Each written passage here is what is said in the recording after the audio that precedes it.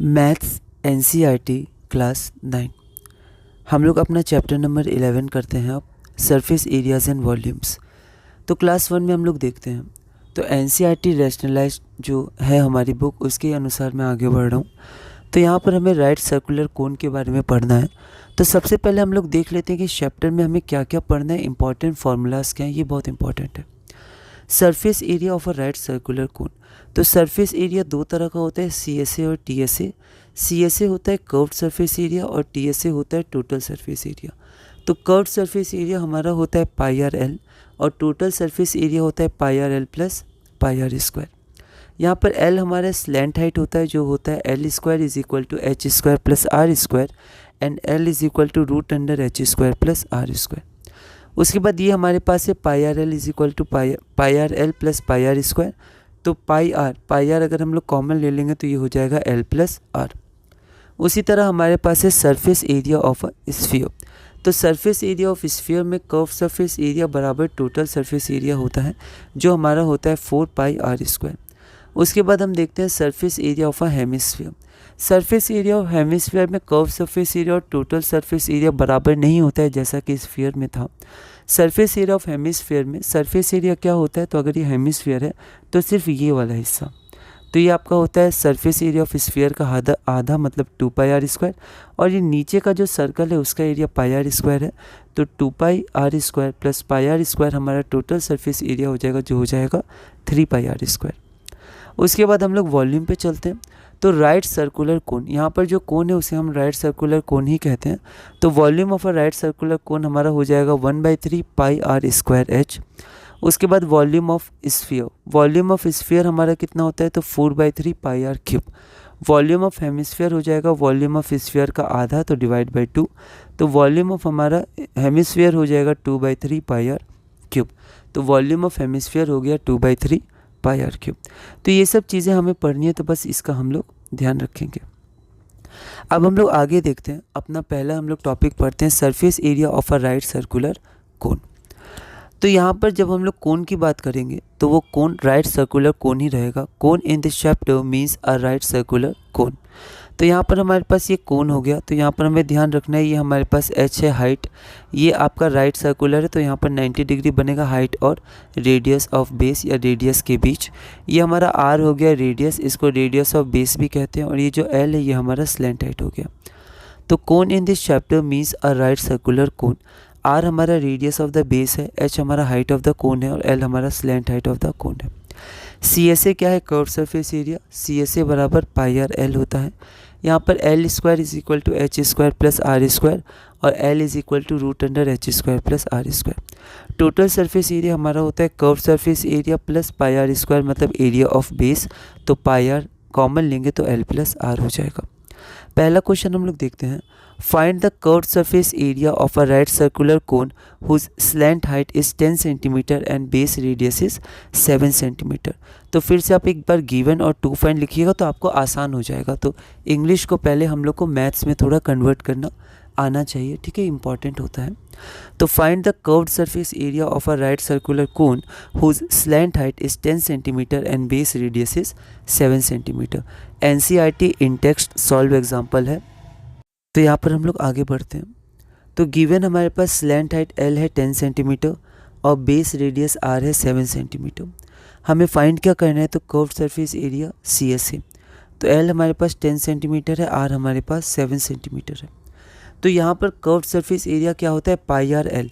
हमें आर पता है, एल पता है और पाई की वैल्यू हम 22/7 ले लेंगे। अगर दिया रहेगा कि use pi is equal to 3.14 तभी हम 3.14 लेंगे, वरना जनरल हम लोग 22/7 ले सकते हैं। आप 3.14 भी ले सकते हैं, ठीक है। तो यहाँ पर पाई आर एल, पाई की वैल्यू हमने 22/7 ले ली क्योंकि हमारा जो 7 है वो कैंसिल हो जाएगा। तो 22/7 into 7 into 10 centimetre square that is 220 centimetre square. Second हमारे पास है question, the height of a cone is 16 centimetre and the base radius is 12 centimetre. Find the curved surface area and the total surface area of the cone. Use pi is equal to 3.14। तो यहाँ specifically बोला गया है कि आपको पाई 3.14 use करनी है। NCERT in text unsolved है, एक बार हम लोग इसको देखते हैं। तो यहाँ पर गिवन हमारे पास क्या, हाइट ऑफ कोन h बराबर 16 centimetre, radius of base r बराबर 12 सेंटीमीटर दिया है, पाई की वैल्यू 3.14 दी है। एक डायग्राम आप बना लीजिएगा, h दिया है और हमारे पास r दिया हुआ है। तो हमें क्या निकालना है, कर्व सरफेस एरिया और टोटल सरफेस एरिया। तो curve surface area pi r l होता है। तो एल मैंने यहाँ पर डायरेक्ट फार्मूला के साथ ही निकाल लिया है। आप चाहें तो एल पहले अलग से निकाल सकते हैं। पाई की वैल्यू पुट की, आर की वैल्यू पुट की, एल क्या होता है √h² प्लस r²। तो इसको पुट किया, इसको जब हम लोग सॉल्व करेंगे तो ये आ जाएगा 753.6 सेंटीमीटर स्क्वायर। फिर उसके बाद टोटल सरफेस एरिया भी निकालना है, वो होता है pi r l plus pi r²। Pi r l हमारे पास निकला हुआ है 753.6 और पाई r² हमारा होता है पाई 3.14, r होता है 12 और 12 r² है। तो 3.14 इंटू 12 इंटू 12, तो इसकी वैल्यू हो जाएगी 1205। देखिए ये पॉइंट नहीं है तो ध्यान से पॉइंट लगाना, पॉइंट यहाँ है 1205.76 सेंटीमीटर स्क्वायर। यूनिट का बहुत ध्यान रखिएगा, सेंटीमीटर है मीटर है और एरिया में स्क्वायर हो जाएगा। अगला क्वेश्चन है, curve surface area of a cone is 308 centimeter square. Curve surface area दिया हुआ है कोन का और उसकी स्लैंट हाइट दी हुई है 14 सेंटीमीटर।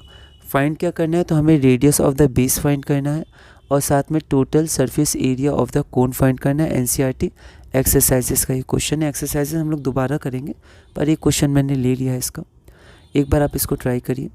तो यहाँ पर सबसे पहले गिवन और टू फाइंड अगर आप लिख दीजिएगा तो फिर आपको ईजीली आप बता पाएंगे कि आपको क्या करना है, ठीक है, आप समझ पाएंगे।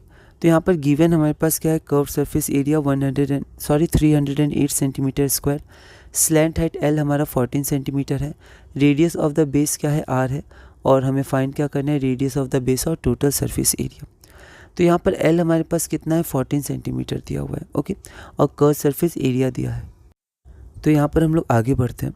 तो क्योंकि हमें कर्व सरफेस एरिया दिया हुआ है तो उसका फॉर्मूला हम लोग लिख देते हैं पाई आर एल। CSA की वैल्यू दी है 308, 22/7, R और L की वैल्यू 14 दी हुई है, ठीक है। अब आप ध्यान दीजिए यहाँ पर यूनिट क्या है, सेंटीमीटर स्क्वायर, यहाँ सेंटीमीटर है तो हमारी यूनिट क्या आ जाएगी, यूनिट हमारी सेंटीमीटर में आ जाएगी, इसका आप ध्यान रखिएगा। आप चाहें तो इसके साथ साथ भी यूनिट लिख सकते हैं पर लास्ट में बस थोड़ा ध्यान रखिएगा क्या यूनिट आएगी क्योंकि यूनिट इंपॉर्टेंट है। इसको सॉल्व करिएगा तो R हमारा 7 सेंटीमीटर आएगा, तो radius of base is 7 centimetre. तो टोटल सरफेस एरिया हमारे पास आ जाएगा pi r l plus pi r²। तो पाई आर एल हो जाएगा 308, डायरेक्ट वैल्यू दी है कर्व सरफेस एरिया, फिर पाई r², पाई 22/7 है, r हमारा 7 × 7 है। तो इसको आप सॉल्व करिएगा तो आपका आंसर 462 आ जाएगा। 6 को अच्छे से लिखेंगे तो 462 यूनिट इंपॉर्टेंट है सेंटीमीटर स्क्वायर। तो अगला हमारा है एक्सरसाइज 11.1। एक्सरसाइज 11.1 हम लोग करेंगे और इसमें लिखा है assume pi is equal to 22/7 unless stated otherwise. इसका मतलब होता है कि अगर नहीं दिया हुआ है तो आपको पाई 22/7 ही लेना है, 22/7 आपको करना है एज्यूम। पहला क्वेश्चन है, diameter of the base of a cone is 10.5 centimetre and it's slant height is 10 centimetre, find its curve surface area. NCERT मतलब एक्सरसाइज का ही है। तो यहाँ पर सबसे पहले गिवन लिखेंगे तो हमें आइडिया होगा हमें क्या करना है। डायमीटर दिया है, स्लैंट हाइट दिया हुआ है, यहाँ आप ध्यान रखिएगा ये आपका 10 है, ठीक है, सेंटीमीटर है। हमें फाइंड क्या करना है, कर्व सरफेस एरिया। तो H, L और R। आगे बढ़ते हैं। तो यहाँ पर D हमारे पास कितना है 10 सेंटीमीटर, R हमारे पास कितना है रेडियस ऑफ बेस। तो रेडियस ऑफ बेस कितना है, तो क्योंकि डायमीटर 10 है तो हमें रेडियस चाहिए होता है फॉर्मूला में, तो आप थोड़ा ध्यान दीजिएगा, 5.25 है तो रेडियस हो जाएगा डायमीटर बाई 2 तो 5.25 सेंटीमीटर। तो इसको स्पेस देके आप लिखिएगा। कर्व सरफेस एरिया क्या है, CSA पाई आर एल हो जाएगा। निकालना क्या था हमें, कर्व सरफेस एरिया। तो यहाँ पर बस पाई आर एल कर देंगे तो पाई की वैल्यू 22/7, क्योंकि 3.14 लेने नहीं भूला गया था, तो 22/7 इंटू 5.52 इंटू 10 सेंटीमीटर स्क्वायर, तो 165 सेंटीमीटर स्क्वायर जो हमारा आंसर हो जाएगा। अगला क्वेश्चन है, find the total surface area of a cone if its slant height is